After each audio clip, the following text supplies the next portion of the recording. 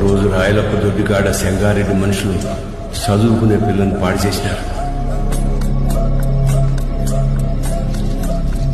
ఒక పని చేస్తా, రేపు స్టేషన్ కాడికి అనుమానితుని పిలిపిస్తా.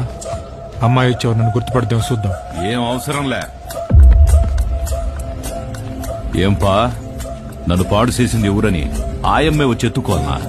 ఏం ఉద్యోగాలు ఎలగబెడతాండ్రు? యా కేసు వద్దు. పాండి పటాబి పంపించిల్ని. అట్నే ఏంటికమ్మా బాధపడతాడు? ప్రమేయం లేకుండా పాడైన ప్రతి బిడ్డ లేపాక్షి ఊళ్ళో భద్రకాళ్లంతా పవిత్రంగా ఉన్నట్టే లెక్క.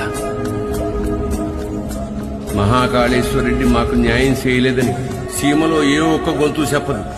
ఎందుకంటే